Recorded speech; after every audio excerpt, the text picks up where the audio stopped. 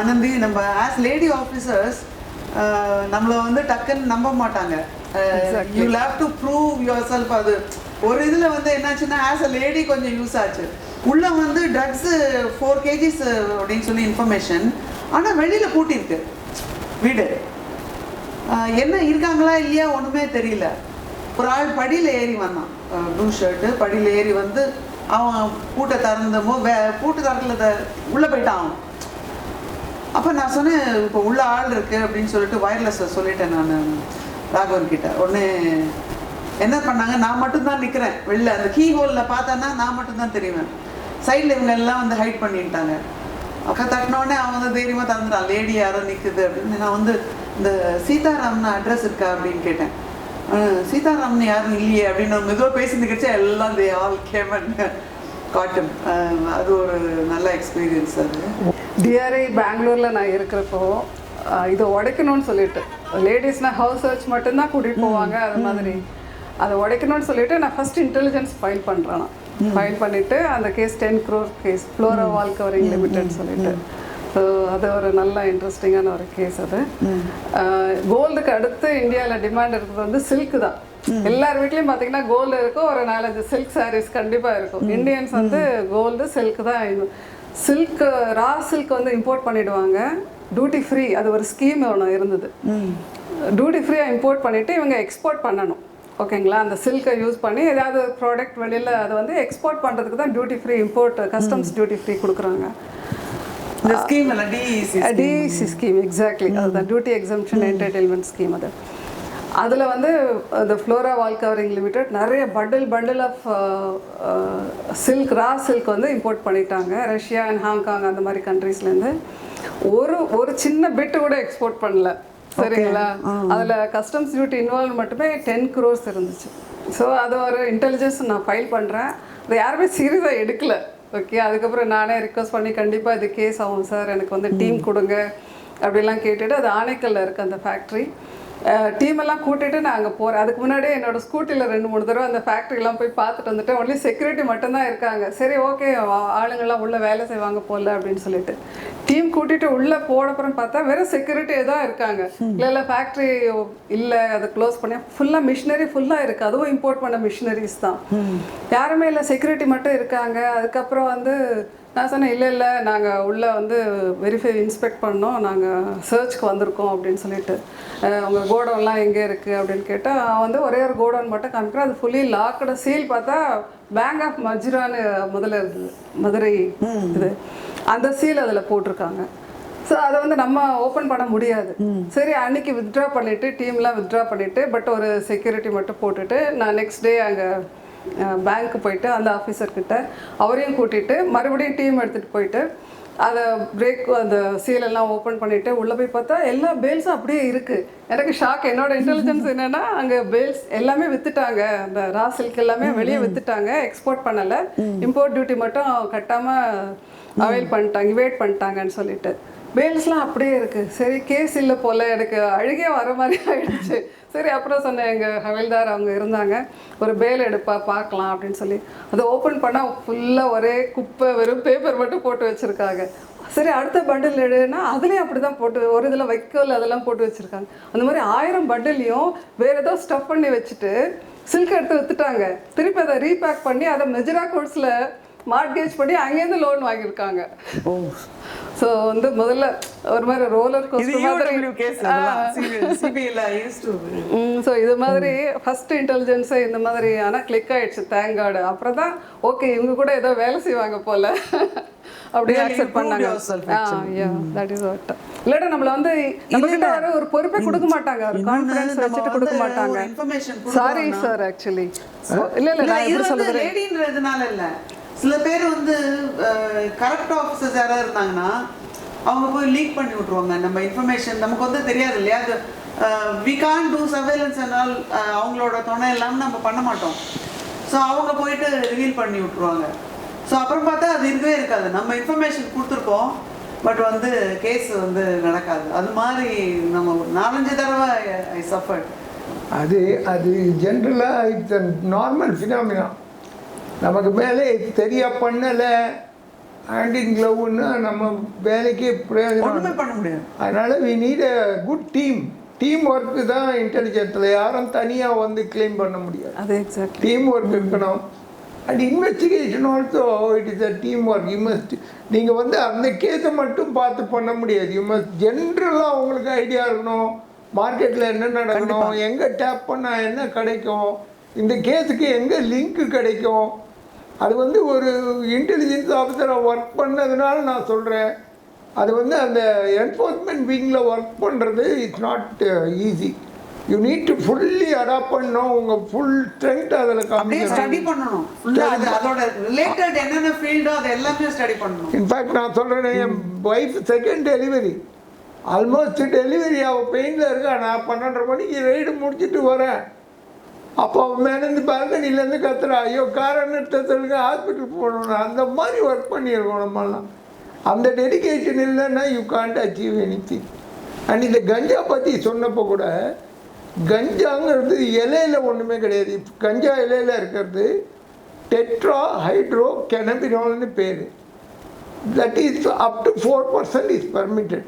நீ நார்த்துலலாம் போனீங்கன்னா பாங்குன்னு பாலில் கரைச்சி கொடுப்பாங்க. இது கஞ்சா லீஃபை வந்து அரைச்சி, கஞ்சா சீட்ஸ், அது லீஃபை அரைச்சி போட்டு அதான் குடிக்க முடியும். ஃப்ரூட்டிங் ட்ராப் அண்ட் சீட்ஸ் இருக்குதுன்னு வச்சுக்கேன், அது real ganja, that is prohibited. அதெல்லாம் ஹெவியாக இருக்கும். இதில் தான் 4%, அதெல்லாம் ஹெவி பர்சன்டேஜ் இருக்கும் டெட்ராஹைட்ரோகனபினால். அதனால் லீஃப் வந்து இட் இஸ் பர்மிட்டட். லீஃபில் இந்த fruiting top, flowering top and fruiting top வருது இல்லையா, அதுதான் ரொம்ப more danger. That's what covered by NDPS act. அது 4% கீழே இருந்தால் நமக்கு கேஸே கிடையாது. இன்ஃபேக்ட் நான் இடுக்கி போன போது சயின்டிஃபிக்காக க்ரோ பண்ணுறாங்க. ஸ்ப்ரிங்கிள்லாம் வச்சு, ஹெட்லைட்லாம் வச்சுட்டு அங்கேயே குடிச்ச போட்டு என்ன மாதிரி க்ரோ பண்ணுறாங்கங்க. ஒவ்வொருத்தனையும் இந்த காசுக்காக ஒத்துட்டு விடுறா மாதிரி. இந்த ஒரு லேடி, நாங்கள் கஞ்சா டிஸ்ட்ரக்ஷன்லாம் முடிச்சுட்டு இதுலலாம் போயிட்டு கொடைக்கானல் மலையிலலாம் போயிட்டு எல்லாம் முடிச்சுட்டு நாங்கள் எல்லாம் ஜீப்பில் உட்காந்துருப்போம். ஒரு லேடி அப்படியே ஒரு வயசான இல்லை, சின்ன பொண்ணு தான், ஒரு அழுக்கு புடவை கட்டிட்டு அப்படியே எங்களுக்கு லைஃபே போயிடுச்சுங்கிற மாதிரி. பிகாஸ் அவங்க வாழ்க்கையே, அந்த வாழ்வாதாரமே அந்த கஞ்சா செடி தான். அது அப்படியே அந்த ஜீப்பு பக்கத்தில் நின்றுட்டு அப்படியே சோகமாக எங்களை பார்த்துட்டு இருக்கா. அவள் என்ன பண்ணுறதுனே தெரியல எங்களுக்கு. அந்த மாதிரி நாங்கள் போனால் அவங்களுக்கு அது அஃபென்ஸ்னே தெரியாது. அதுதான் சார் அவங்களுக்கு நித்திய கூலி. அவங்கள பொறுத்த வரைக்கும் கவர்மெண்ட் இன்னைக்கு வாய்க்கு சோறு கிடைக்கணும், அவ்வளோதான். இன்ஃபேக்ட் நான் என்னோட டீமெல்லாம் நான் அப்ரிஷியேட் பண்ணோம். நாங்கள் ஒரு வாட்டி நைட்டு போகிறோம், டாப் ஸ்லிப்பு போகிறோம். அங்கே ஆனால் பியூட்டிஃபுல்லாக இருக்கும், நட்சத்திரம்லாம் நம்ம கையில் பதிக்கிற மாதிரி இருக்கும். அந்த மாதிரி சீன்லாம் பார்த்துருக்கோம். பெரிய குகை, வேறு வழி இல்லை, மழை பெய்யுது. எல்லாரும் ஒரு 5-6 பேர் உள்ளே போய் படுத்துட்டு இருக்கோம். என்னன்னே தெரியாது. காத்தால எழுந்து பார்க்குறோம், ஒரு 1000 பாம்பு இருக்கு அங்கே. அப்படியே நெளியுது எல்லாம் மூலையில். இதெல்லாம் வந்து ஹாரிஃபையிங் எக்ஸ்பீரியன்ஸ். எங்களுக்கு இருந்த டயர்ட்னஸ்லாம் தூங்கியிருக்கோம். அது மேலே ஓடித்தா என்ன ஒன்றுமே தெரியாது எங்களுக்கு. எல்லாம் காட் கிவன் லைஃப் தான் எங்களுக்கு. அதில் அதான் அது மாதிரி ஆஃபீஸர்ஸ் வந்து கஞ்சா டிஸ்ட்ரக்ஷன் பண்ணிட்டு வரும்போது கோயம்புத்தூரில் ஜீப்பு வந்து இதுவாகி தடம் புரண்டு விழுந்து எவ்வளோ ஆஃபீஸர்ஸ் இறந்துட்டாங்க. அதெல்லாம் வந்துட்டு ரிஸ்க்கு தான், பயங்கர ரிஸ்க். இன்ஃபேக்ட் ஜூனியர் விகடனில் ஒரு அட்டைப்படம் போட்டான், கஞ்சா காட்டில் அது ரெடி NCBன்னு போட்டு என் ஃபோட்டோலாம் பனியனு போட்டு கன்னெல்லாம் வச்சு நிற்கிற மாதிரி. அந்த டைமில் தேவர் ஹேவிங் நாட்டு துப்பாக்கி சுட்டாங்க கூட. அப்புறம் இந்த போகிற வழியிலெல்லாம் மண்ணு கீழே புதைச்சி வச்சுருப்பாங்க கம்பி மாதிரி. ஒரு குதிரை வந்து நாங்கள் ஃபுட் ஸ்டாப் எடுத்துகிட்டு போகிறோம், அது கீழே வந்து அதில் பாலாத்த செத்தே போச்சு. Fight compensation. அது காலில் ஏறிச்சுன்னா அவ்வளோதான், சர்வன்னு கால்குள்ளே போயிடும். தச்சு ஓனர் இருக்கும், லீச் நிறையா இருக்கும். அது லீஸு நிறைய கடி வாங்கியிருக்கோம். அதுக்கு மூக்குப்பொடி வச்சுட்டு அதுக்கு மூக்குப்பொடியெல்லாம் போட்டு. So we have worked in onerous condition. ரொம்ப ஈஸியாலாம் வேலை பார்க்கல, நம்ம ரொம்ப கஷ்டப்பட்டு தான் பார்த்தோம். இப்போ PMLA கேசஸ் வந்து நீங்கள் நிறைய டீல் பண்ணியிருப்பீங்க இல்லையா?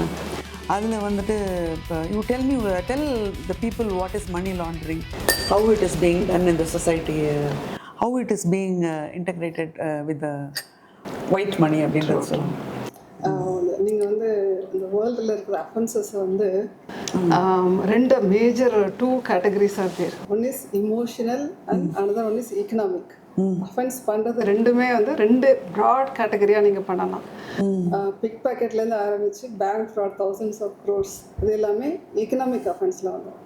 அதர்வைஸ் இந்த ட்ரங்கர்டு அவங்க இந்த இமோஷ்னல் டொமஸ்டிக் வயலன்ஸ் அது எல்லாமே வந்து லிட்டில் எக்கனாமிக் இருந்தால் கூட that will become emotional offence. Economic offence எதுக்கு பண்ணுறாங்கன்னா அவங்கள மணி இந்த டு ஏர்ன் மணி இல்லீகலி.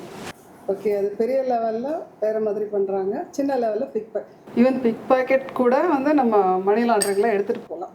இப்போ நீங்கள் பார்த்தீங்கன்னா இப்போ பஸ்லலாம் பிக் பாக்கெட் அடிப்பாங்க. ஓகே, பர்ஸ் நம்மக்கிட்ட யாரோ எடுக்கிற மாதிரி இருக்கும். அந்த ஆள் தான் நமக்கு தெரியும், அவனை பார்த்தா அவங்ககிட்ட நம்ம பர்ஸ் இருக்காது, அதுக்குள்ளே ஒரு 4-5 கை மாறி போயிடும். கடைசியில் பார்த்தா அவன் ஃபாலோ பண்ணிட்டு போனால் ஒரு கேங் லீடர் உட்காந்துருப்பாங்க. இந்த மாதிரி நிறைய பசங்களை அனுப்பிச்சி விட்டுட்டு எல்லா பர்ஸும் அவங்ககிட்ட தான் இருக்கும். சில பர்ஸில் ஒன்றுமே இருக்காது, தூக்கி போட்டுருவாங்க. ஸோ அதெல்லாம் நீங்கள் பார்த்துருப்பீங்க.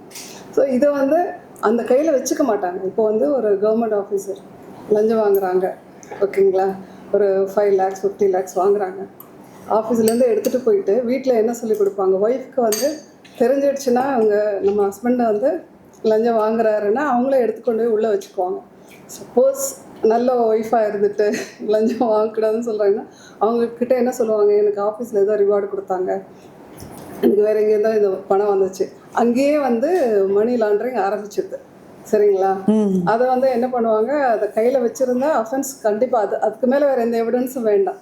இப்போது வந்து உங்களை மாதிரி நீங்கள் சிபிஐயில் ஒர்க் பண்ணியிருக்கீங்க, சிபிஐ ஆஃபீஸர்ஸ் வந்தாங்கன்னா அந்த 50 lakhs வீட்டில் இருந்துச்சுன்னா அவர் அஃபெண்டராக வந்து அது பெரிய எவிடன்ஸ் அது. ஸோ அதனால் வீட்லேயே வச்சுருக்க மாட்டாங்க.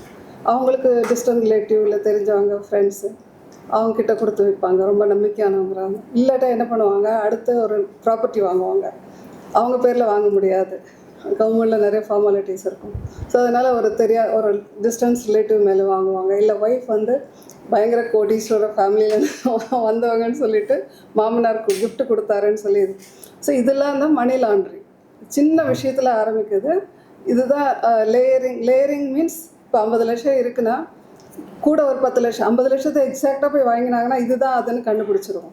ஸோ அதனால் என்ன பண்ணுவாங்க, வேறு எங்கேயாவது ஒரு 10 lakhs பேங்கில் ஒரு 20 லட்சம் கடன் வாங்குவாங்க, ஒரு 70 lakhsக்கு ஒரு ப்ராப்பர்ட்டி வாங்குவாங்க.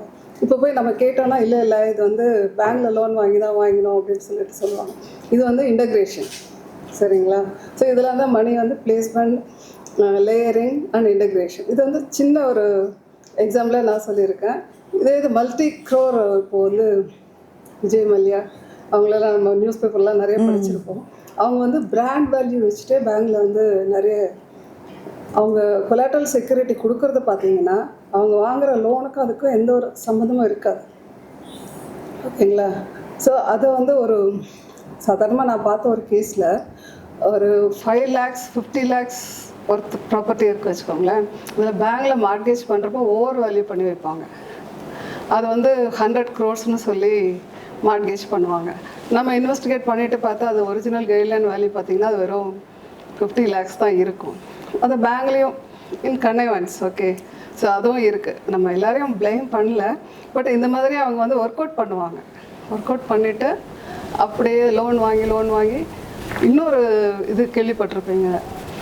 லைக் இப்போ வந்து நான் உங்ககிட்ட 500 rupees லோன் வாங்குறவங்க கிட்ட, விஜய் நான் நெக்ஸ்ட் மந்த் கொடுத்துட்றேன் அப்படின்னு சொல்லிட்டு, I have no income.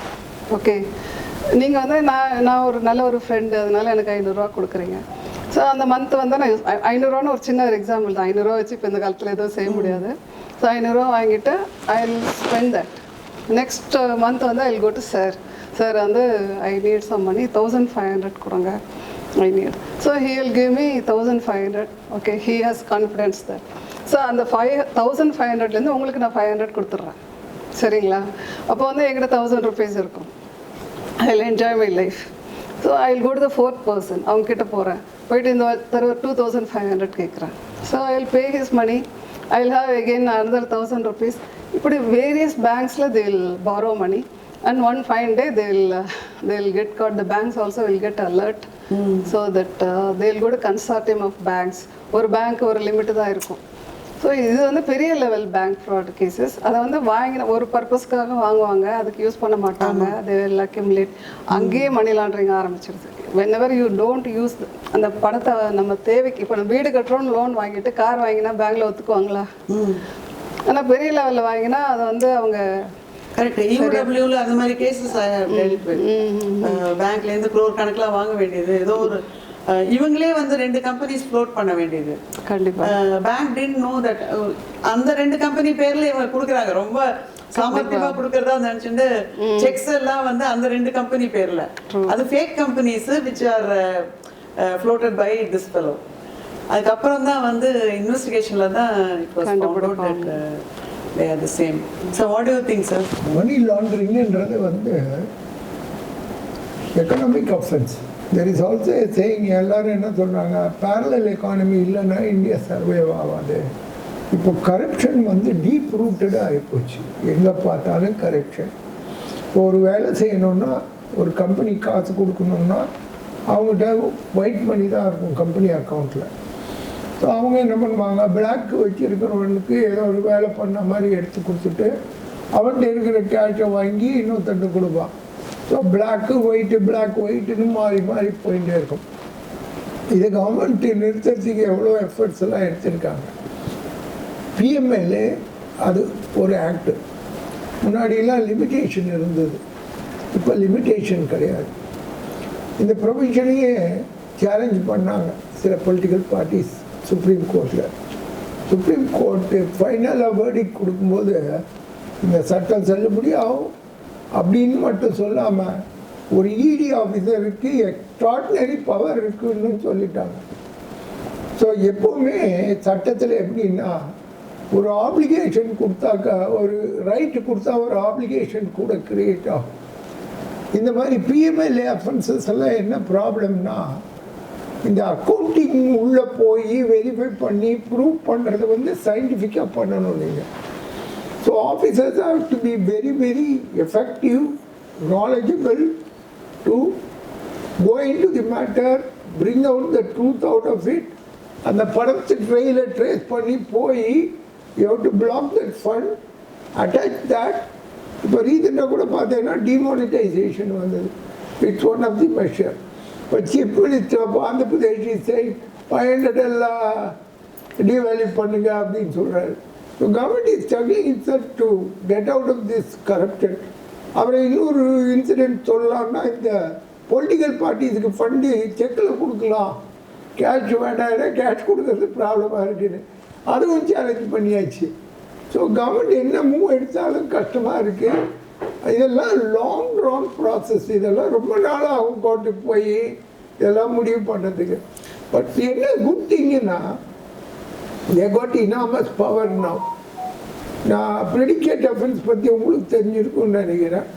Schedule 1ல இருக்கிற அஃபென்ஸ் which have got all this in linked to financial transaction like Prevention of Corruption Act, Narcotic Drugs and Psychotropic Substances, or any of the IPC provisions like 420, 120. Wherever money is involved, they have notified. Sir, ஒரு doubt இருக்கு.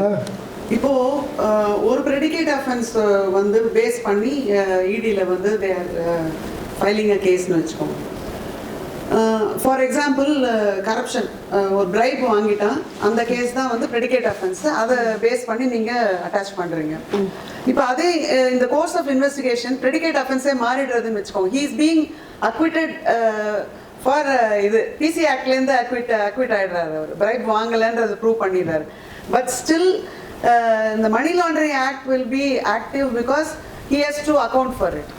அது பண்ணாத போது வேற ஒரு predicate அஃபென்ஸை வந்து திடீர்னு நம்ம வந்து கேஸ்ல சேர்க்க முடியுமா, இல்ல தனியா இன்னொரு ஃப்ரெஷ்ஷா கேஸ் போடணுமா? இல்ல முடியும். இப்போ வந்து ஒரே ஒரு ப்ரெடிகேட் அஃபென்ஸ் வச்சு தான் ஒரு கேஸ் பண்ணோம்னு சொன்னோம். இப்போ வந்து நீங்கள் மதுரை கிரானைட் கேசஸ்லாம் எடுத்துட்டிங்கன்னா, ஒரு இந்த குவாரிங் செய்கிறவங்க மேலேயே ஒரு 10-15 எஃப்ஐஆர் இருக்கு.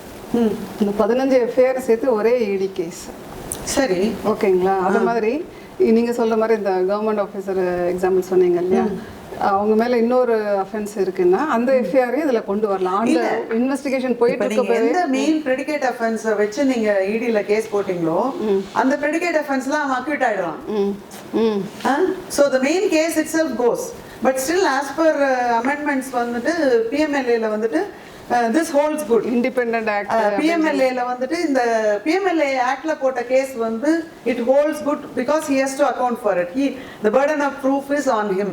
But ஆனா இப்போ வேற ஒரு இன்ஃபர்மேஷன் உங்களுக்கு கிடைக்கிறது, this proceeds வந்து இது it's not because of the bribe, it's because of cheatingனு வச்சுக்கோங்களேன். 420 ஏதோ ஒன்று பண்ணிடுறாங்க, அதுல தான் இந்த பைசா வந்தது.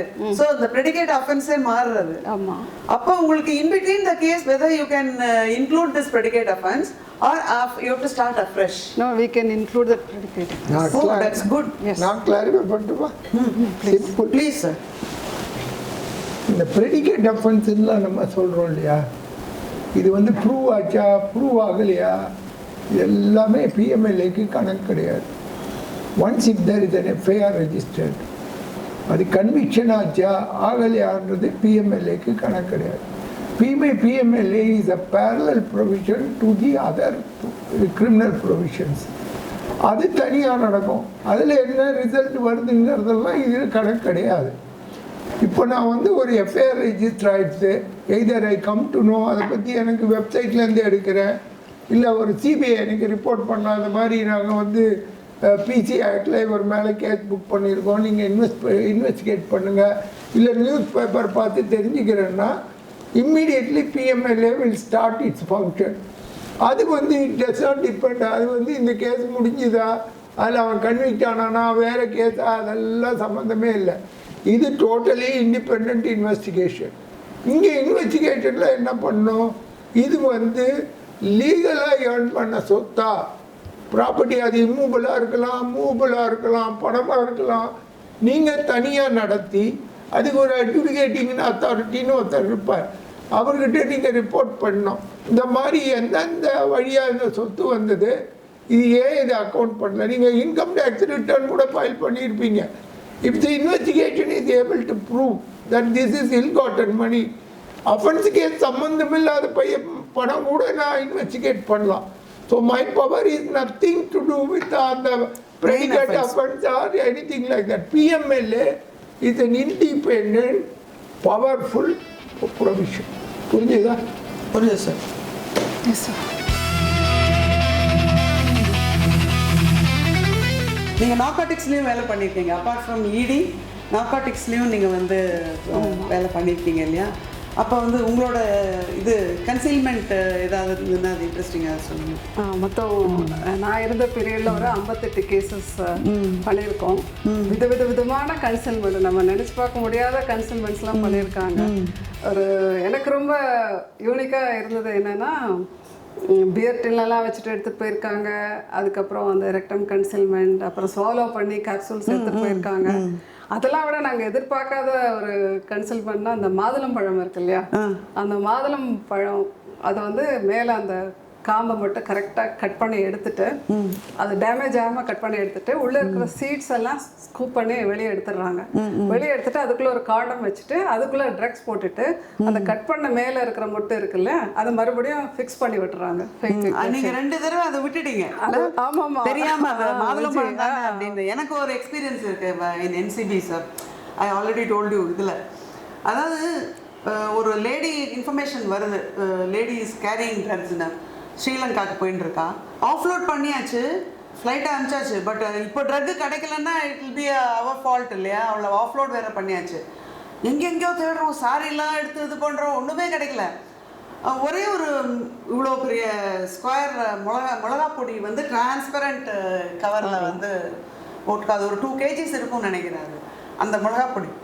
ஸோ அதை தனியாக வச்சுட்டோம், ஏன்னா இட் இஸ் குவைட் இது விசிபிள். அப்புறம் எதுலேயுமே கிடைக்கல அப்படின்னு இந்த மிளகா பொடி கவரை வந்து கிழிச்சு பார்க்கும்போது பார்த்தா உள்ள 2 வெள்ளை கலர் கவர் ஹெராயின், அது 1 kg of heroin caught. So that is one of the conceal. ஒரு யங் கேர்ள் 17-year-old அமெரிக்கன், பார்த்தா ரொம்ப ஆக்ட்ரஸ் மாதிரி இருப்பாங்க. யாருமே பார்த்தா கொஞ்சம் அழகாக இருக்காளே அப்படின்னு தோணும். நான் வந்து ஏர் இன்டெலிஜென்ஸ் யூனிட் பாம்பேல ஒர்க் பண்ணிட்டு இருக்கேன். அப்போ நான் ஏதாச்சியா பயணிகள் செல்கிற எக்ஸ்போர்ட் சைடுக்கு நான் போகிறேன். ஸ்விஸ்ஸர் ஃப்ளைட்டில் செக்இன் நடந்துட்டு இருக்கு. அந்த செக்இனில் பார்த்தா ஒரே மாதிரி கலரில் 2 பொட்டி. அந்த 2 பொட்டியை இந்த பொண்ணு வந்து செக்இன் பண்ணுறேன். அது என்னவோ தெரியாது, பகவான் நமக்கு கொடுத்த வரமான்னு தெரியாது, ஒரு இன்ட்யூஷன். இது ஏதோ பிரச்சனை இருக்குன்னு எனக்கு தோன்றுறது. அங்கே போய் அவளை நிறுத்தினா தப்பாக இருந்தால் வெளியில் போயிடுவா, இல்லைன்னா என்னை கொஸ்டின் பண்ணி அவமானப்படுத்துவாள். நான் பேசாமல் அந்த பேக் போட்டோன்னு விட்டேன். பாம்பே ஏர்போர்ட்டில் மாடியில் வந்து செக்இன். அது வந்து கன்வேயர் பெல்ட்டில் கீழே வரும். கீழே வந்து தான் லோட் ஆகும். நான் என்ன பண்ணேன், சரின்னு கிடுக்கிடுன்னு கீழே போய் நம்மக்கிட்ட போக்கர் இருக்கும் தெரியுமா, ஆஃபீஸில் ஃபைல்லாம் போக்கர். நான் பண்ண தப்பா ரைட்டான்னு எனக்கு தெரியாது, அது எல்லாருமே பண்ணுறாங்க. அதை நான் போய் போக் பண்ணி பார்த்தா அதில் hashish. I got that, I allowed தட்ல. அவளை வந்து ஓபிஎம் ஹஷீஷ் நினைக்கிறேன், ஓபிஎம் ஓபிஎம் ஓபிஎம் மேபி மறந்து போச்சு, வயசாச்சு. அங்கே கீழே போயிட்டு அந்த லேடியை நான் வந்து செக்கே பண்ணல. அவள் immigration cross. which year sir? 1982. So அப்போ NDPS வந்திருக்கல? NDPS வரல. அப்போ வரும் ட்ரக்ஸ் ஆக்ட் தான், அது ஒன்றும் பெரிய பனிஷபிள்லாம் ஜாஸ்தி கிடையாது. சொல்லுங்க. எதுக்கு சொல்ல வரேன், நான் அவளை கீழே போய் செக்யூரிட்டி செக் பண்ணி உட்காந்தப்புறம் மைக்கில் அனௌன்ஸ் பண்ணி மேலே வர சொன்னேன். இந்த 2 பொட்டி நான் ஏற்கனவே மேலே கொண்டு வந்துட்டேன். எல்லாம் பார்த்தா அதில் ஒரு $10,000 வச்சிருக்க பணம். அந்த கன்சீல்மெண்ட் பார்த்தேன்னா அந்த ஓபிஎம் வந்து 2 சைடும் 3 கிலோ இருக்கு. சீஸ் பண்ணுறேன். அவள் என்கிட்ட மண்ணாடுறா, என்னை விட்டுடு அப்படி இப்படின்னு, நீ இந்த பணத்தை எடுத்துக்கோ, எது வேணா பண்ணுன்னா. நான் அதில் ட்ரக் இஸ் ட்ரக், நீ ஜெயிலுக்கு தான் போகணும்னு சொல்லி ரிமாண்ட் பண்ணி அவளை ஜெயிலில் போட்டோம். அப்போ அவளை என்கொயரி பண்ணும்போது சில விஷயங்கள் கிடச்சிது.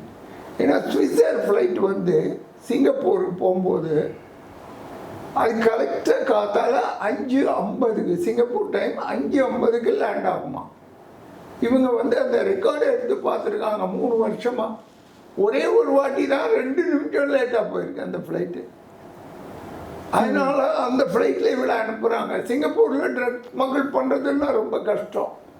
அங்கே யாருமே வந்து கையால் பார்க்க மாட்டாங்க. ஒரு டாக் இருக்கும், ஸ்னிஃபர் டாக். அந்த ஸ்னிஃபர் டாக் ஆனால் அதுக்கு உண்டான டைமுக்கு தான் வேலை செய்யும். அது லேட்டாகவும் வராது, சீக்கிரமும் வராது. 6 மணிக்கு தான் வரும். அது 6லேருந்து ராத்திரி 7 மணி வரைக்கும் வேலை செஞ்சுட்டு போயிடும். ஸோ மார்னிங் 6 மணிக்கு உள்ளே இந்த ஃப்ளைட் போகிறதுனால she can get the bag. அந்த பேக்கை எடுத்துட்டு அவள் வெளியே போயிடலாம். ஸ்னிஃபர் டாக் வர டைம் கூட நோட் பண்ணி அதை பிளான் பண்ணியிருக்காங்க. ஓகே, அப்படின்னா அவங்க எவ்வளோ வேலை செய்கிறாங்க பாரு. இதெல்லாம் இன்டிமேஷன் கிடச்சி நாங்கள் ரிப்போர்ட்ல எல்லாம் போட்டு கொடுத்தோன்னு சொல்கிறேன். ஆனால் அதே பொண்ணு 3 மாதம் கழிச்சு 3 மாதம் தான் கன்விக்ஷன் அவளுக்கு. ஐயோ, அப்போ NDPS கிடையாது. அதனால அவளே போய் ஜட்ஜு கிட்ட சொல்லிட்டா, ஐ எம் கில்ட்டி, நான் ஒத்துக்கிறேன் தவறுன்னு சொல்லி 3 மந்த்ஸில் அவளை அனுப்பிச்சிட்டாங்க. அன்னைக்கு பார்த்தானா அன்னைக்கு ஏர்போர்ட்டில் இருக்கேன். அவள் வந்து பாய் ஆஃபீஸர் அப்படின்னு சொல்லிட்டு போகிறா. எனக்கு அது மாதிரிலாம் எக்ஸ்பீரியன்ஸ். பட் NDPSக்கு அப்புறம் அந்த மாதிரி கிடையாது. NDPS ஆக்ட் வந்து 1985 வந்த உடனே அப்போ நான் தான் ஃபஸ்ட்டு. அதுவும் ஒரு ஃபஸ்ட்டு போஸ்டிங் எனக்கு 85லே எனக்கு கொடுத்தாங்க. நான் DRIக்காக எனக்கு ரெக்கமெண்ட் பண்ணி போச்சு. அப்போ என்னோட ஃப்ரெண்டு சீனிவாசன் ஒருத்தர் டெல்லியில் இருந்தேன். அவரு மெட்ராஸுக்கு ட்ரை பண்ணுறேன். அவர் அங்கே டெல்லியிலேயே வேலை செஞ்சதுனால அவரை DRI போட்டாங்க. அந்த வேகன்சி எனக்கு கொடுக்கறதுக்கு பதிலாக இப்போ ஒன்று NCPன்னு வந்து அதுக்கு அனுப்பிச்சிடலாம் அப்படின்னு அனுப்பிச்சிட்டாங்க. நாங்கள் போகும்போது இது என்ன ஆக்டு, என்ன ப்ரொசீஜர், ஏன்னா இது வந்து போலீஸ் கேஸ் மாதிரி கிரிமினல் ப்ரொசீஜர் கோடு. சின்ன தப்பு பண்ணால் கூட அக்யூஸ் எஸ்கேப் ஆகிடுவான். அதெல்லாம் ரொம்ப கேர்ஃபுல்லாக பண்ணும். சாம்பிளிங்கு எவ்வளோ வேலை இருக்குது. அதெல்லாம் முன்னாடி நின்று அந்த ஆர்கனைசேஷனை எஸ்டாப்ளிஷ் பண்ணது எனக்கு கொஞ்சம் பங்கு இருக்குன்றதுல நான் ரொம்ப பெரிய பங்கு இருக்கு sir. I heard about it. And எங்களுக்கு முன்னாடியே நீங்க வந்து ஃபர்ஸ்ட் ஆரம்பிச்சதே நாங்க தான். ஆமா ஆமா ஆமா. In fact I want to share one thing. ஒன்று சொல்லணும் மக்களுக்கு கூட. நமக்கு வந்து NCP ஆரம்பித்தது வந்து ஃபார் மினிஸ்ட்ரி ஆஃப் ஃபைனான்ஸ் நம்ம டிபார்ட்மெண்ட்டுக்கு கொடுத்தாங்க முதல்ல. அது ஏன் கொடுத்தாங்கன்னா டிஇஏன்னு ஒன்று இருந்தது அமெரிக்காவில் இந்த ட்ரக் ப்ராப்ளம் ரொம்ப கண்ட்ரோலே கிடையாது. அது அவங்க ஹெவியாக ஃபண்ட் பண்ணாங்க. Because golden crescent and golden triangle இங்கே இருக்குது. இந்தியா வழியாக நிறைய அதை அரெஸ்ட் பண்ணுங்கிறதுக்காக தான் அவங்க வந்து நிறைய ஃபண்ட் பண்ணாங்க. பட் என்ன ஆகிட்டு, இந்த ஃபண்டெல்லாம் வேற எங்கேயோ யூஸ் பண்ணிட்டாங்க. அப்போது நமக்கு ஒன்றும் கொடுக்கல. நமக்கு கொடுத்தது வந்து ஒரு லத்தி தான். I'm not surprised. நமக்கு கொடுத்தது ஒரு லத்தி தான். அது ஒரு டிஏ ஆஃபீஸர் இன்ஸ்பெக்ஷனுக்காக வரான். அவன் என்ன கேட்குறான், எப்படி பிடிக்கிறீங்க, எங்கே வைக்கிறீங்க, எப்படி டிஸ்போஸ் பண்ணுறீங்க. ஏன்னா நான் சூப்பரண்ட் ஆனவுடனே என்னை அங்கேயே அப்சர்வ் பண்ணிட்டாங்க. முதல்ல நாங்கள் 10 இன்டெலிஜென்ஸ் ஆஃபீஸர் தான் ஜாயின் பண்ணோம். அங்கே ஒரு போஸ்ட் ஆஃப் சூப்பரண்ட் வந்த உடனே எனக்கும் ப்ரொமோஷன் வந்தது. I became the first. அங்கே நான் முதல் சூப்பரண்ட் ஆகிட்டேன். அப்போ இவன் வந்த உடனே நான் தான் அவனை மீட் பண்ணுறேன், அந்த டிஏ ஆஃபீஸரை. அவன் வந்து இங்கிலீஷில் அரட்டு புரட்டு போட்டு தாக்குறான். நம்மள அவன் சொல்கிறான், where is the fucking equipment, where is your revolver, where is the camera, how do you book the case, you shoot the seizure வந்தால் ஷூட் பண்ணுவீங்களா, எவிடன்ஸ் எப்படி எடுப்பீங்க எல்லாம் சொன்னான். நான் பார்த்தேன், ரொம்ப போர் அடிச்சுட்டு அவன் பேசுனது. பாத்தியா பின்னாடி ஒன்று தொங்கிட்டு இருக்கு பாரு. ஒன்லி திங் நாங்கள் பண்ணுறதே இது வச்சு நாங்கள் பண்ணுறோம். இல்லை லேட்டர் ஸ்டேஜில் அப்புறம் எல்லாமே வந்தது. யூஎன் ஃபண்டு எல்லாமே வந்தது. அது அப்போ கிடையாது. அப்போ வந்து ஒன்றும் வெறும் லத்தி தான். எங்களுக்கு 2 கார் கொடுத்துருந்தாங்க, லத்தி 4 பைக்கு. ஓகே, இதை வச்சு நாங்கள் நல்லாவே எஸ்டாப்ளிஷ் பண்ணி. Yes sir, I have seen your இது ஸ்டாட்டிஸ்டிக்ஸ் பார்த்துருக்கேன் நான். How many seizures you have மேட்னு. ஒரு கேஸில் என்ன சொல்லலாம், அது ஒரு இன்ட்ரெஸ்டிங்கான கேஸு, ஒரு மாதிரி காமெடி கூட கலந்த கேஸ்ன்னு சொல்லலாம். காலையில் 8 மணிக்கு டைரக்டர் வந்து நீங்கள் தாம்பரம் பஸ் ஸ்டாண்டு போயிடுங்க அப்படின்னு சொன்னார். அப்பப்போ தான் இன்ஸ்ட்ரக்ஷன்ஸ் கொடுப்பாங்க. ஓகே சரினா என்னோட கைனட்டிக் ஹோண்டா நம்ம ஆஃபீஸில் கொடுத்தா கைனட்டிக் ஹோண்டா எடுத்துகிட்டு தாம்பரம் பஸ் ஸ்டாண்டு, இப்போ தாம்பரம் மெயின் பஸ் ஸ்டாண்டு இப்போ தான் எல்லாமே வந்து. அப்புறம் சொன்னாங்க மாதவரத்துலேருந்து இந்த பஸ் நம்பர் வரும், அதில் ஒரு லேடி வருவாங்க, அவங்கள நோட் பண்ணி வச்சுக்கோங்க அப்படின்னு. அவங்க வந்தாங்க. அவங்க சொன்ன மாதிரி கடைசியில் அந்த லேடி தான் அந்த பஸ்லேருந்து இறங்கினாங்க.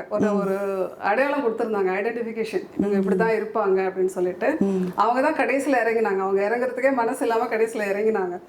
அதுக்கப்புறம் அங்கே தான் அங்கே வெயிட் பண்ணுறாங்க. அப்போ எனக்கு என்ன இன்ஸ்ட்ரக்ஷனாக, அவங்கள யார் யார் வந்து அங்கே 2-3 பேர் வந்து பார்ப்பாங்க, யார் பார்க்குறாங்கன்னு கொஞ்சம் நோட் பண்ணிக்கோங்க அப்படின்னு சொல்லிட்டு நான் அதெல்லாம் பார்த்துட்ருக்கேன். அதுக்கப்புறம் இன்னொரு மறுபடியும் என்னென்னா, அந்த வந்த ஆளில் ஒரு ஆள் தொப்பி போட்டிருந்தாரா அப்படின்னு. ஆமாம் போட்டிருந்தாங்கன்னா, நீங்கள் இப்போ அந்த 2 பேரும் ஒன்றா போவாங்க, நீங்கள் அவங்கள ஃபாலோ பண்ணுங்கள். ஓகே, ஃபாலோ பண்ணிட்டு போகிறப்போ இடையில டைரக்டர்கிட்ட கால் பண்ணிவிட்டு, இந்த மாதிரி சார் அந்த வண்டி வந்துடுச்சு. அந்த வண்டியில் பார்த்தீங்கன்னா 4-5 பேர் நல்ல பட்டு வேஷ்டி அதெல்லாம் கட்டிட்டு ஒரு கல்யாணத்துக்கு எப்படி போவாங்க அந்த மாதிரி உட்காந்துருந்தாங்க. ஆனால் நீங்கள் அந்த வெஹிக்கிள் ஃபாலோ பண்ணுங்க அப்படின்னு சொன்னார். அந்த வெஹிக்கிள் ஆல்மோஸ்ட் ஒரு 500 மீட்டர்ஸ் டிஸ்டன்ஸில் நான் ஃபாலோ பண்ணிட்டு இருக்கிறப்போ அவங்க வந்து நான் ஃபாலோ பண்ணுறதை பார்த்துட்டாங்க. அவங்க ஒரு இடத்துல நிறுத்துகிறாங்க. நானும் ரொம்ப ஆப்வியஸாக நிறுத்த முடியாதுல்ல, நான் கொஞ்சம் அந்த வண்டியை தாண்டி போயிட்டு கொஞ்சம் தூரத்தில் நான் நிறுத்துகிறேன். மறுபடியும் அவங்க வராங்க. அப்படியே போய் அங்கே ஒரு பிரிட்ஜ் இருக்குது, அதில் அவங்க ஏறிட்டாங்க, நானும் ஏறிட்டேன். அங்கேருந்து திருப்பி வர முடியாது என்னால். ஸோ பாதி வழியில் வந்து அந்த வண்டியை நிறுத்திட்டு அவங்க என் வண்டியை நிறுத்திட்டு இப்படி வந்து பிடிக்கிறாங்க. பிடிச்சிட்டு நீ யாருமா அப்படின்னு கேட்டாங்க. நான் சொன்னேன், நீங்கள் யாருங்க என் வண்டியை பிடிக்கிறதுக்கு, நாங்களாம் போலீஸ் தெரியுமாண்ணா. அப்போ நானும் போலீஸ் தான், கை விடுங்கன்னு சொல்லி அவங்க பேசிகிட்டே இருக்கிறப்ப வண்டி ஃபாஸ்ட்டாக எடுத்துகிட்டு நான் தள்ளி வந்துட்டு கீழே வந்து அந்த சர்க்கிளில் நின்றுட்டுருக்கேன் நான். அதுக்கப்புறம் பார்த்தீங்கன்னா அந்த இடத்துல அவர் தண்ணி குடிக்கல ஆக்சுவலாக ரொம்ப நேரமாக. அந்த ஆட்டோ நின்னே தான் ஆகும் வழி. இறங்கி பார்த்தா அந்த கையில் 2.5 கிலோ, அந்த லேடி கையில் 2.5 கிலோ ஹெராயின் இருந்தது. பை த டைம் நக்கியும் டைரக்டர் இன்ஃபார்ம் பண்ணியிருப்பாங்கன்னு நினைக்கிறேன். அவரும் வந்துட்டாரு. அதுக்கப்புறம் வந்து சம்பத்னு ஒரு ஆஃபீஸர் இருந்தார், அவர் சிஎஸ்எஃப்லேருந்து டெப்யூட்டேஷனில் இருந்தார். அவரும் அந்த சீனில் டைரக்டர் வந்து எங்களுக்கு ஸ்ட்ரென்த் இல்லை, நாங்கள் 2 பேர் தான் சொன்னோன்னா அவர் அனுப்பிச்சி விட்ருக்காரு. அவர் கரெக்டாக அந்த டைமுக்கு வந்துட்டு சார் இந்த லேடி தான் ஸ்டஃப் இருக்குன்னு அவர் அந்த லேடியை பிடிச்சிட்டு இது பண்ணுறாரு. பை த டைம் என்னை ஜீப்பில் வந்து மிரட்டினாங்கல்ல, அவங்க எல்லாம் கீழே வந்துட்டு அவங்களும் அந்த லேடியை பிடிச்சி இழுக்கிறாங்க. அப்புறம் பார்த்தா அவங்க வந்து ஸ்டேட் போலீஸ் போல இருக்கு. Same target. After that you came to an understanding. Sampath அந்த லேடி இந்த பக்கம் பிடிச்சு இழுக்கு, அவங்க அது எங்க கேஸ் உங்க கேஸ் எங்க கேஸ். அது மாதிரி ஃபைனலா we made a case of around super experience. இந்த மாதிரி தகப்பார் சொல்லணும்னா எங்க பாஸ் வந்து ஊர்ல இல்லை, நான் தான் சூப்பரண்ட் உட்காந்து சென்ட்ரல் எக்ஸைஸ்லேருந்து கால் வந்தது எனக்கு. அப்போ அடிஷனல் கமிஷனர் ஒருத்தர் கூப்பிட்டார், ஏதோ டிஸ்கஸ் பண்ணணும்னு சொல்லி நான் போயிட்டேன். அப்போ ஏடிஜி இங்கே டிஆர்ஐயில் பெங்களூர்லேருந்து ஒரு இன்ஃபர்மேஷன், ட்ரக்கு போகுது எக்ஸ்போர்ட்டு அப்படின்னு சொல்லி இன்ஃபர்மேஷன் வந்த உடனே எல்லாம் டிஆர்ஐலேருந்து ஜீப் எடுத்துகிட்டு பட்டாலியன் ஆஃப் பீப்புள் எல்லாம் என்னோட கொலீக் தான், சீனியர் கொலீக்ஸு. டிஆர்ஐயில் இருந்தாங்க எல்லாம். ஒரு டிரான்ஸ்போர்ட் இதுக்கு போயிட்டாங்க. போன உடனே என்ன ட்ரை பண்ணியிருக்காரு முதல்ல அந்த ADG. I don't want to name, very good officer, I work him also.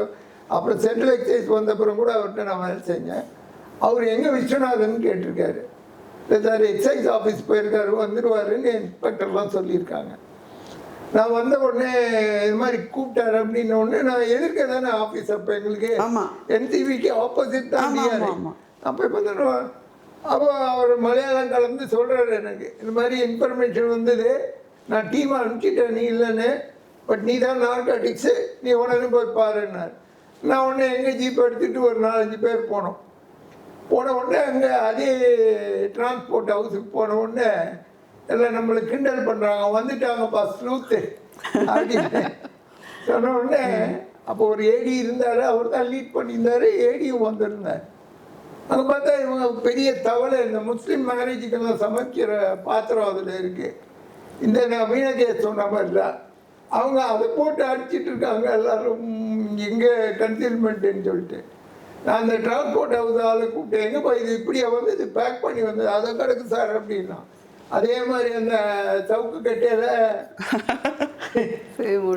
So நீங்கள் சவுக்கு ஸ்பெஷல் ஆகிட்டீங்க.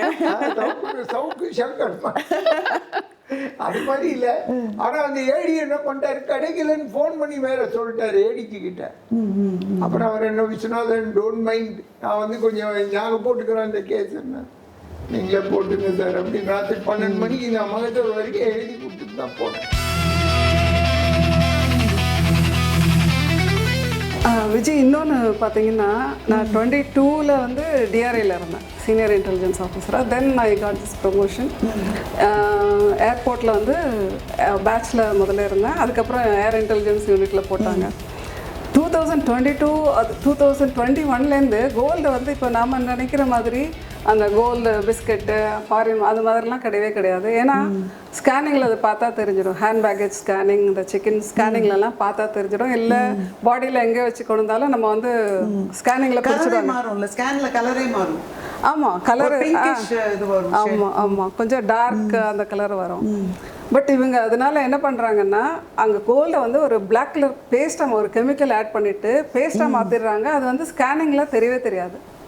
ஸோ அதனால அதை மாதிரி அவங்க நிறைய எப்படி யோசிக்கிறாங்க.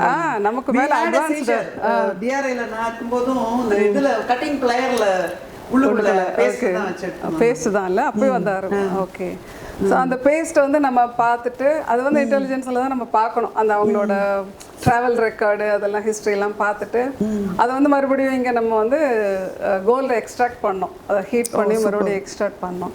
அது ஒன்று. அதை தவிர இப்போ புதுசாக நான் இப்போ பார்த்தீங்கன்னா நான் நார்கோட்டிக்ஸ் கண்ட்ரோல் பியூரோவில் இருக்கிறப்போ ஒரு 10 grams 20 grams கொக்கைன் பிடிச்சாலே பயங்கர சந்தோஷமா இருக்கும். Cocaine is very rare drug அந்த டைமில். இப்போ வந்து cocaine is very rare. Cocaine is not grown in any part of the crescent or the other part. அமெரிக்காவில் பார்த்தீங்கன்னா அங்கே பெரிய நார்த் அமெரிக்காவில் வந்து காடு, அங்கே வந்து லேண்டிங் ஸ்பேஸ் எல்லாம் கிரியேட் பண்ணி வச்சுருப்பாங்க, மலைப்பாம்பு தான் இருக்கும் அங்கே. அங்கே தான் அந்த மாதிரி கொக்கைன் ஸ்மக்லிங் நடக்கும். யூரோப்பில் தான் கொக்கைன் நிறைய ஜாஸ்தி. ஏஷியன் சைடு எனக்கு தெரிஞ்சு கொக்கைன் இல்லை, அது டிரான்சிட்ல வருது தான். அது ஏதாவது இவங்க பிடிச்சிருந்தாங்கன்னா இட்ஸ் ரேர் சீஷா தான். அது ரொம்ப அப்போ தெரியல சார், நம்ம பீரியட்ல வந்துட்டு கொக்கைன் வந்து இல்லவே இல்ல சுத்தமா. இப்போ நிறைய பேர் கொக்கைன் சீஷான்னு சொல்றாங்க. அதுதான் சொல்ல வரேன். இப்போ வந்து பாத்தீங்கன்னா கொக்கைன் வந்து மினிமம் 1 kg 2 kg அந்த மாதிரி அதெல்லாம் வந்து I don't know whether it is அந்த ரிசல்ட் வரைக்கும் I want to see whether it is really cocaine or ஏன்னா எடுத்துட்டு வருவாங்க எல்லாம் வந்து சவுத் ஆப்பிரிக்காலேருந்து வர லேடிஸ் தான் மோஸ்ட்லி. மென் ஃபாலோ பண்ணி எடுத்துட்டு வராங்க. லேடிஸ் வந்து இந்த ஷூ கன்சீல்மெண்ட் அந்த மாதிரி இந்த பேக் கன்சீல்மெண்ட் ஹேண்ட் கன்சீல்மெண்ட் அப்படி எடுத்துட்டு வராங்க. நான் பார்த்த வரைக்கும் அந்த 3-4 லேடிஸும் HIV பாசிட்டிவ். எப்படி கொடுத்து அனுப்புறாங்க பாருங்க. மாட்டினாலும் ஓகே ஓகே மாட்டலனாலும் ஸோ இவங்க வந்து ப்ரிசன்லேயே அப்படியே தேவில் HIV பாசிட்டிவ்னா அதுக்கு ஏற்ற மாதிரி தானே இது பண்ணுவாங்க. NCBயில் பிரெட் டோஸ்டரில் கொண்டு வந்தாங்க ஒரு லேடி. அப்போ ஏர்போர்ட்டில் போயிட்டே இருப்போம். நான் அவளை ஃபாலோ பண்ணிட்டு இருக்கேன். திடீர்னு பார்த்தா யாரும் சொல்லிட்டாங்க NCB வந்திருக்கு ஏர்போர்ட்டுக்கு, அதனால நீ போயிடுன்னு சொல்லிட்டாங்க போல. அவள் பாட்டுக்கு அப்படியே ஸ்லோவாக அப்படி கேஷுவலாக போகிற மாதிரி ஷி ஸ்டார்டட் வாக்கிங் அவுட். நானும் அவள் பின்னாடியே போயிட்டு இருக்கேன். அப்புறம் ராகவன் வந்து what happen she is going out sir அப்படின்னு போய் பிளாக் பண்ண அவளை அப்படின்னாரு. அப்புறம் போய் அவளை பிளாக் பண்ணியாச்சு. மயக்கம் போட்டு விழுந்து என்னமோலாம் பண்ணி இது பண்ணாங்க. நீ ராகவன் பேர் சொன்னதுனால சொல்கிறேன். One of the finest officer, fantastic officer. I respect him. நல்ல இன்டெலிஜென்ஸ் சொல்லுவோம். எங்கே இருக்கான்னு தெரியல. Hard working. பாலியில் இருக்காங்க. பாலியா? ஐயோ சொல்லிட்டேனா எடிட். இப்போ வந்து ஹைட்ரோபோனிக் வீடுன்னு ஆக்சுவலாக அது வந்து லோக்கலாக காஞ்சான்னு சொல்கிறாங்க. காஞ்சா பார்த்தீங்கன்னா ஹார்ட்லி ஃபியூ லேக்ஸ் தான் விலை, சரிங்களா? நம்ம ஊர் காஞ்சாலாம் பார்த்தீங்கன்னா 20 kg தான் கமர்ஷியல் குவான்டிட்டின்னு சொல்கிறாங்க. இது வந்து தாய்லாந்துலேருந்து வருது, பேங்காக்கில்.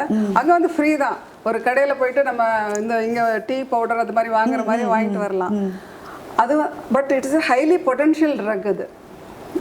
அது வந்து கண்ட்ரோல்டு ரூம் டெம்பரேச்சரில் அந்த மாதிரி காஞ்சா செடி மாதிரிலாம் வளர்க்குறது இல்லை. கண்ட்ரோல்டு ரூம் டெம்பரேச்சரில் அதை வந்து மேனுஃபேக்சர் ப்ரொடியூஸ் பண்ணுறாங்க.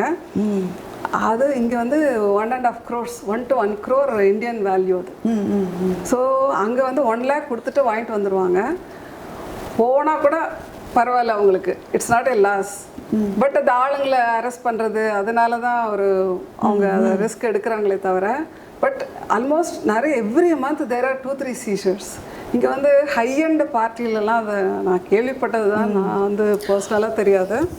ஹை அண்ட் பார்ட்டிஸ்லாம் வந்து இப்போ வந்து ட்ரக்ஸ் இருக்கு என்ன நடக்குதுன்னே புரியல சார். இல்லை இருக்கு கண்டிப்பாக இருக்கு. அஃபோர்டபிலிட்டி அதிகமாயிடுச்சு. முதல்ல எல்லாம் வந்து பசங்களுக்கு பாக்கெட் மணிலாம் அவ்வளோ கொடுக்க மாட்டாங்க. இப்போல்லாம் சிங்கிள் சைல்டு பேரண்ட்ஸ் வந்து பையன் பொண்ணு சந்தோஷமா இருந்தா போதும் அப்படிங்கிறதுனால நிறைய ஸ்பெண்ட் பண்றாங்க. அவங்க அனுபவிக்கணும் அப்படிங்கிறது. அப்படி இல்லைம்மா. இப்போ எப்படின்னா நம்ம காலத்துல இன்ஃபர்மேஷன் வந்து ரொம்ப லிமிட்டடாக தான் இருந்தது. நமக்கு வெளி உலகமே நம்ம ஃப்ரெண்ட்ஸு வெளியே போய் விளையாடுவோம். இப்போ எல்லாமே இன்டர்நெட்டில் வந்ததுனால அவங்களுக்கு எல்லா ஆக்சஸும் வருது. அவங்க அதை பார்க்குறாங்க, சில வீடியோஸ் போடுறாங்க. ட்ரக் எடுத்தால் எவ்வளோ எக்ஸ்டசி வருது, அது வருதுன்னு பார்க்குறாங்க. எல்லாம் வந்துடுச்சு ஃபுல்லாக. ஸ்கூலு காலேஜிலெல்லாம் இது சர்வசாதாரணமாக கிடைக்கிது. There is no control.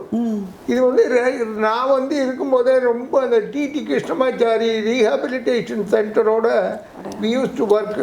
உங்களுக்கு தெரியுமா தெரியாது, சும்மா அடிக்ட்டு ஒரு ஸ்ரீலங்கன் ஃபெலோ நான் பார்த்தேன். இதை ப்ரௌன் சுகர் அடிக்ட்டு. அவன் மார்பை காமிச்சா நம்ம ஃபிஸ்ட்டு வந்து அவன் மார்புக்குள்ளே போகும். அந்த மருந்து சாப்பிட்டு சாப்பிட்டு அப்படியே உருக்கும் அந்த எலும்பை. இவங்களெல்லாம் கொண்டு போய் அங்கே சேர்த்தா கூட உங்கள் சட்டத்திலேயே என்ன சொல்கிறது, மினிமம் கன்சம்ஷன் மட்டும் வச்சுருந்தா 6 மாதத்துக்கு அவனுக்கு பாண்டு வாங்கிட்டு ரிலீஸ் பண்ணுன்னு சொல்கிறாங்க. தென் he must undertake to get himself rehabilitated அப்படிங்கிறாங்க. பட் எனக்கு தெரிஞ்ச rehabilitation is next to nothing. அதுலேருந்து வெளியே வர முடியல. இப்போ நம்ம ஒரு மொபைல் ஃபோன் யூஸ் பண்ணுறதே நம்மளால் அவாய்ட் பண்ண முடியல, அடிக்ட் ஆகிடுறோம். இந்த மாதிரி ட்ரக்கில் போய் அடிக்ட் ஆனால் என்ன ஆகுது, ரொம்ப கஷ்டம். இதில் வந்து எக்ஸ்பீரியன்ஸ் இல்லாத வரைக்கும் யாருக்கும் ஒன்றும் தெரியாது. அவன் ட்ரக் அடிக்டை விட அவங்க கூட குடும்பத்தில் இருக்கிறவங்களுக்கு தான் இதில் இன்னும் கஷ்டம். ஏன்னா ஒர்ஸ்ட்டு பிஹேவியராக இருக்கும். வெரி ரஃபியன் மாதிரி பிஹேவ் பண்ணுவாங்க. அவங்களெல்லாம் வீட்டில் ரூமில் போட்டு தான் பூட்டி வைக்கணும், கற்றுன்னு கற்றுவாங்க. இந்த சிச்சுவேஷன் இன்னும் ஒர்ஸ்ட் ஆகிடுமோன்னு எனக்கு ரொம்ப பயமாக. அதுதான் பேரண்ட்ஸ் வந்து எப்போவுமே வந்து ஒரு கண்ணு வச்சுருக்கணும் நம்ம வந்து பசங்க மேலே. ஏன்னா எங்கே போகிறதுனே தெரியல. இப்போ இது சைல்டு லாக்கு அதெல்லாம் இருக்குது. அதெல்லாம் ஈஸியாக எடுத்துடுறாங்க. இப்போ 2 வயசு குழந்தை மொபைல் ஆப்ரேட் பண்ணுது. என்னத்தான் சொல்கிறது, அது காலத்தோட கோலமா இல்லை நம்ம தான் உஷாரா இல்லையா, எனக்கு ஒன்றும் புரியல. சார் டிஆர்ஐ இல்லைன்னா ஏர் கஸ்டம்ஸில் நீங்கள் இருந்தபோது ஏதாவது இன்ட்ரெஸ்டிங் கேசஸ் நிறைய இருக்குமா. அப்போல்லாம் வந்து கோல்டு ஸ்மக்லிங் தான் ஜாஸ்தி. இப்போ வந்து சயின்டிஃபிக்காக நிறைய இம்போர்ட்டில் வயலேஷன்ஸ் பண்ணிகிட்ருக்காங்க. நாங்கள் இருந்தபோது gold is one of prohibited. பண்ணலையே, கோல் இஸ் ரெஸ்ட்ரிக்டட். அது பெரிய கான்ட்ரோவர்சி. அது கேஸில் எல்லாம் கேஸ் நடந்தது. அப்புறம் சிதம்பரம் வந்து தான் லிபரலைஸ் பண்ணாரு. அதுக்கு முன்னாடி வந்து ஃபாரின் கோல்டு வச்சிருந்தாலே தப்பு. You can't even say I paid duty and all. 24 carat gold, அதாவது ஃபாரின் கோல்டு 99% இருந்தாலே மின்ட்ல அனுப்பி டெஸ்ட் பண்ணி அப்படி அது ப்ரூவ் ஆச்சுன்னா that itself is an offense. அப்போ ஐம் சாரிம்மா, அப்படி இல்லை. அப்போ எப்படி இருந்ததுன்னா கஸ்டம்ஸ் ஆக்டில் 123ன்னு ஒரு ப்ரொவிஷன் இருந்தது. அந்த 123ல மட்டும் கோல்டு ஸ்பெசிஃபை பண்ணிட்டாங்க. கோல்டு ஸ்பெசிஃபை பண்ணதுனால என்ன ஆச்சு, burden of proof will go to the person. அவர் யார் வச்சிருக்காரோ அவர் ப்ரூவ் பண்ணோம் இது ஸ்மக்லிங் இல்லை, டியூட்டி கட்டி வந்தது. சார் அப்போ டியூட்டி இல்லை சார். நான் வந்து அதில் ஒர்க் பண்ணியிருக்கேன். இந்த கஸ்டம்ஸ் சென்ட்ரல் எக்ஸைஸ் ப்ரிவென்டிவ்லேயே ஒரு கஸ்டம்ஸ் குரூப் ஒன்று இருந்தது. அதில் ஒர்க் பண்ணும்போது பார்த்தா அப்போல்லாம் வந்து இந்த லிபரலைஸ் பண்ணலை. அப்போ கோல்டு 99% பியூரிட்டி கோல்டு இருந்தாலே அது ஃபாரின் கோல்டு தான். இங்கே அதெல்லாம் வரவே வராது. இல்லை, யூ ஆர் ரைட்டு. எப்போன்னா 1994ல் மன்மோகன் சிங் பிரைம் மினிஸ்டர் இருக்கும்போது தான் இந்த லிபரலைஸ் பாலிசி வந்தது. அப்போ 1992ல் foreign trade development regulations act வந்தது. 92க்கு முன்னாடி வந்து இம்போர்ட் ட்ரேட் கண்ட்ரோல் தான். அப்போ ப்ரொஹிபிஷன் தான் இது. அது நான் இல்லைன்னு சொல்ல வரல. பட் ஆப்லேட்டு அது லிபரலைஸ் ஆன பிறகு ஸ்மக்லிங் நிறைய இருக்கு. ஏன்னா அது வந்து பிளாக் மணி கன்வெர்ட் பண்ணுறதுக்காக தான். இதில் வந்து நிறைய கோல்டு ஸ்மக்லிங்கில் பார்த்தேன்னா ஃபாரின் எக்ஸ்சேஞ்ச் வயலேஷனும் நிறையா இருக்கும். இந்த ஹவாலா டிரான்சாக்ஷனில் வர பணத்தை என்ன பண்ணுவாங்க, அங்கே கோல்டு வாங்கி அதை ஸ்மகிள் பண்ணுவாங்க. ரெக்டம் கன்சில்மெண்ட் அந்த மாதிரிலாம் இருக்கும். இன்ட்ரெஸ்டிங் கேஸ் என்னன்னா, ஒரு ஜெர்மன் டிப்ளமேட்டை தொடரணும்னா அது பெரிய விஷயம். நம்ம சூட்கேஸில் 20 kilo gold, not 1 kilo 2 kilo, 20 kilo gold concealed. நான் இன்னொரு ஆஃபீஸர் என் கூட ஒர்க் பண்ணார். அவர் ரொம்ப experience officer also. In fact I learnt many things from him. அவர்கிட்ட போய் சொன்ன உடனே அவரும் வந்து பார்த்துட்டு அந்த பேகை கன்வேயர் பெல்ட்லேயே எடுத்து பார்த்துட்டு வி ஹேட் எ சஸ்பிஷன். அப்புறம் நாங்கள் வந்து அதை வந்து பர்மிஷன் வாங்கினோம் அந்த ஏசிக்கிட்ட. தென் ஏயு ஏசி ஒருத்தர் இருப்பார், அவர்கிட்ட பெர்மிஷன் வாங்கினோம். இவ்வளோ ப்ரொசீஜர். அந்த அம்மாவை அரெஸ்ட் பண்ணாலும் ஜெயிலில் போட முடியாது. We had to keep her in a hotel, Centaur ஹோட்டலில் வைக்கணும் அந்த அம்மாவை. ஏன் அந்த மாதிரி? பிகாஸ் டிப்ளமேட் இம்யூனிட்டி இருக்குல்ல. பட் தைரியமாக நாங்கள் அந்த பேக்கை தொட்டு 20 கிலோ கோல்டு சீஸ் பண்ணோம். அன்றைக்கி சீஸ் பண்ணி எல்லா ப்ரொசீடிங்ஸும் இம்மீடியட்டாக முடிச்சிட்டோம். அந்த அம்மா சென்டார் ஹோட்டலுக்கு போனோன்னா என்ன இவர் அனுப்புங்க எனக்கு தொடங்கிங்கிறாங்க. அந்த அம்மா வம்பே வேணா என்ன வம்பு, ஆனால் நாங்களாம் வரமாட்டோம் சொல்லிச்சு. அப்புறம் கேஸ் நடந்தது. அது அவுட்கம் என்னன்னு எனக்கு தெரியாது. But that's one of the major, ரொம்ப பெரிய சீச்சர் அந்த காலத்தில். நல்லா பேச ஆரம்பித்தாங்க. அதே மாதிரி ஆன்டிக்கு அது மாதிரி நிறைய கேஸ் போட்டிருக்கோம். அதில் ஏர்போர்ட்டில் 2 years நல்ல எக்ஸ்பீரியன்ஸ் எனக்கு. அது nice talking to you. Really happy to just tell me what you think about our interview and channel. Super பேராக இருக்கு. என்னோட ஆசீர்வாதங்கள். இந்த வெப்சைட்டு நல்லா வளரட்ட. யூடியூப்ல நீ நிறைய வளரு, நல்லா பண்ணு, உன் நேரத்தை செலவழி. நாங்கள்லாம் வந்து என்ன முடியுமோ உனக்கு ஹெல்ப் பண்ணுவோம். ஏன்னா நானும் கொஞ்சம் பிஸியாக தான் இருக்கேன். நீ கூப்பிட்டு தான் வந்தேன். But I am very happy. Thank you. I am very happy. நீ நல்லா பண்ணிட்டு இருக்கிறதுக்கு. நம்ம எல்லாம் ஒரு விஜய் பிளாப்லாக்கு ஒரு ஓ போட்டுவோமா? Vijay பிளாப்லா. What do you think? நீ சொல்ற வரைக்கும் நான் வந்து அந்த சேனல் நான் சப்ஸ்கிரைப் பண்ணலை. அதுக்கப்புறம் பார்த்தா you have done a lot actually. நீங்கள் வந்து எல்லா சப்ஜெக்டையும் நீங்கள் டச் பண்ணியிருக்கீங்க. ஃப்ரம் சிங்கிங், அனாலிசிஸ், எல்லாமே பண்ணுறீங்க. நீங்கள் சொசைட்டியில் எல்லா ஆஸ்பெக்டையும் டச் பண்ணுறீங்க. நான் இன்னும் உங்களுக்கு ஃபுல்லாக நான் வந்து டைம் கிடைக்கிறப்ப பார்த்துட்டு I will send my feedback. I wish you all the very best. Thank you so much. உங்களை எப்போதுமே பிடிக்கும். You are my like no I always admire you. Okay, from a distance now I come. Thanks for calling. Thank you. நீங்கள் 2 பேரும் வந்து ரொம்ப அழகாக சொன்னீங்க உங்களோட எக்ஸ்பீரியன்ஸஸ் அண்ட் வாட் எவர் மக்கள் புரிஞ்சுக்கிற மாதிரி சொன்னீங்க. I am really thankful to you. Thank you. எனக்கு தேங்க்யூ சார். 74 வயசுமா, யாரும் கூப்பிட்டு விசாரிச்சதில்லை. இந்த மாதிரி வேலை செஞ்சுட்டு ரிட்டையர் ஆகி போட்டு வந்து கூப்பிட்டுருக்கேன். ரொம்ப சந்தோஷம். Thank you sir. வாழ்க வளமுடன். Thank you so much sir. Nice meeting you. Thank you.